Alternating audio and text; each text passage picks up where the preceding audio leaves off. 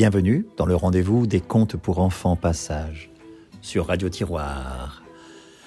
Nous retrouvons Hans Christian Andersen et la petite sirène, son conte peut-être le plus fameux. Le roi de la mer a 5 filles, 5 princesses, toutes aussi impatientes de monter à la surface pour voir le ciel et voir le monde. Mais la plus impatiente est à n'en point douter la plus jeune, mais elle doit attendre 5 années que ses 4 autres sœurs aient visité d'abord le vaste monde. Aujourd'hui, nous assistons au retour de l'aînée des princesses, qui la première est allée voir le vaste monde. L'aînée vient d'avoir 15 ans, et c'est elle qui est montée la première à la surface. Quand elle revint, elle avait 100 choses à raconter. Mais le plus délicieux, dit-elle, c'était de s'étendre au clair de lune, sur un banc de sable dans la mer tranquille, et de voir tout près de la côte la grande ville, où les lumières scintillaient comme des centaines d'étoiles, d'entendre la musique et le bruit et le vacarme des voitures et des gens, de voir tous ces clochers, et les flèches d'église, et d'entendre les cloches sonner. Comme elle ne pouvait pas y aller, c'était surtout de cela qu'elle se languissait. Oh, comme la plus jeune des sœurs écoutait, et quand ensuite elle se tint à la fenêtre ouverte, le soir, levant les yeux à travers l'eau bleue sombre, elle pensa à la grande ville, avec tout son vacarme et son bruit, et elle crut entendre la sonnerie des cloches descendant jusqu'à elle. L'année suivante, la deuxième sœur eut la permission de monter et de nager où elle voudrait. Elle émergea au moment précis où le soleil se couchait, et ce fut ce spectacle qu'elle trouva le plus splendide. On eût dit que le ciel tout entier était d'or. Oui, c'est ce qu'elle dit. Le ciel tout entier était d'or, et les nuages, eh bien, oh, elle ne pourrait pas assez les décrire. Rouges et violets, ils avaient vogué au-dessus d'elle, mais bien plus rapides qu'eux, volaient, comme un long voile blanc, un groupe de cygnes sauvages au-dessus de l'eau, là où était le soleil. Elle avait nagé vers lui, mais il avait sombré, et la lueur rose s'était éteinte à la surface de la mer et sur les nuages. L'année suivante, ce fut la troisième sœur qui monta. Ah, c'était la plus hardie de toutes. Aussi nagea-t-elle vers un large fleuve qui se jetait dans la mer. Elle vit de magnifiques collines vertes avec des vignes, des châteaux et des fermes qui perçaient parmi les splendides forêts. Elle entendit chanter tous les oiseaux, et le soleil était si chaud qu'elle dut plonger souvent pour rafraîchir son visage brûlant. Dans une petite anse, elle rencontra tout un groupe d'enfants. Ils couraient tout nus et pataugeaient dans l'eau. Elle voulut jouer avec eux, mais ils se sauvèrent, effrayés, et un petit animal noir arriva. C'était un chien. Mais jamais encore elle n'avait vu de chien. Il aboya si affreusement après elle qu'elle prit peur et chercha refuge en pleine mer. Mais jamais elle ne pourrait oublier les magnifiques forêts, les vertes collines et les jolis enfants qui savaient nager, bien qu'ils n'aient pas de queue de poisson. La quatrième sœur n'était pas si hardie. Elle resta au beau milieu de la mer. Oh, une mer démontée. Et elle dit que c'était précisément là que c'était le plus magnifique. On voyait à des lieues à la ronde, et le ciel au-dessus était comme une grande cloche de verre. Des bateaux, elle en avait vu, mais loin. On aurait dit des goélands.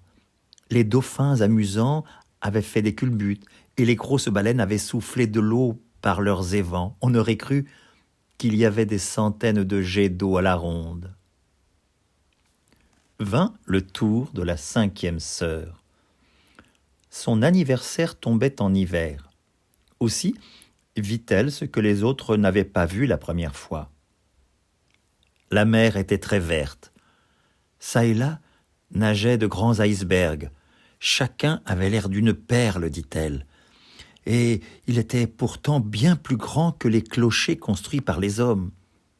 Il prenait les formes les plus extraordinaires et brillait comme des diamants.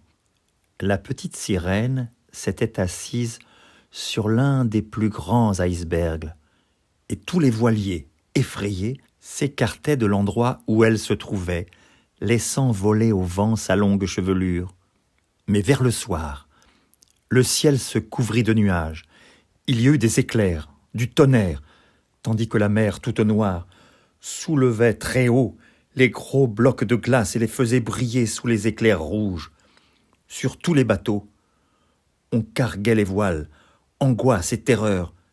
Mais elle restait tranquille sur son iceberg flottant, à voir le rai bleu de l'éclair frapper en zigzag la mer qui brillait. La première fois que l'une des sœurs montait à la surface, chacune était toujours ravie de tout ce qu'elle avait vu de nouveau et de beau. Mais comme, maintenant devenues grandes filles, elles avaient la permission de monter quand elles voulaient, cela leur devenait indifférent. Elles languissaient de revenir chez elles et au bout d'un mois, elles disaient que c'était quand même là que c'était le plus beau et que l'on était tellement bien chez soi. Le soir, bien des fois, les sœurs se prenaient par le bras et montaient en ligne à la surface.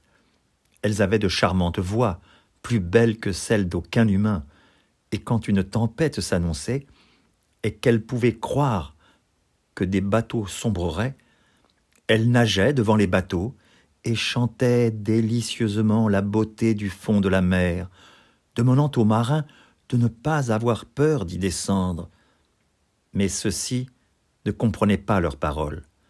Ils croyaient que c'était la tempête, et ils ne parvenaient pas à voir les délices d'en bas, car lorsque le bateau coulait, les hommes se noyaient, et c'est mort qu'ils arrivaient au château du roi de la mer.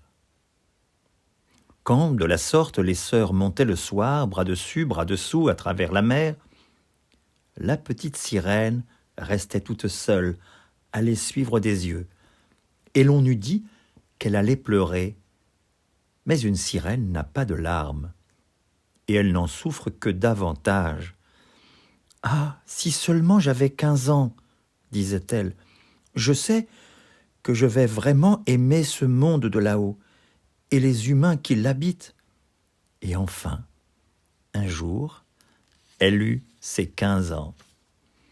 « Eh bien, te voilà émancipée, dit sa grand-mère, la vieille reine douairière. Viens, que je te pare comme tes sœurs. » Et elle lui posa une couronne de lys blanc sur les cheveux, chaque pétale de fleur étant une demi-perle. Et la vieille fit fixer sur la queue de la princesse 8 grandes huîtres pour manifester son rang élevé. « Aïe, ça fait mal, dit la petite sirène. « Ah oui, dit la vieille grand-mère, il faut souffrir un peu pour être belle. » Oh, elle aurait tant voulu se débarrasser de toute cette parure et déposer sa lourde couronne. Les fleurs rouges de son jardin l'habillaient beaucoup mieux, mais elle n'osait pas défaire tout cela. « Au revoir, dit-elle, et elle monta dans l'eau claire et légère, comme une bulle.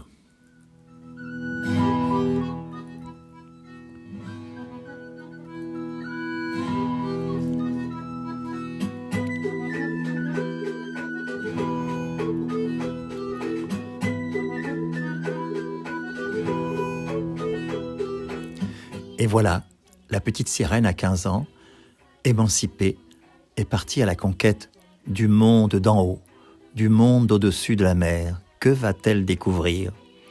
Pour le savoir, il faut écouter la suite de l'histoire.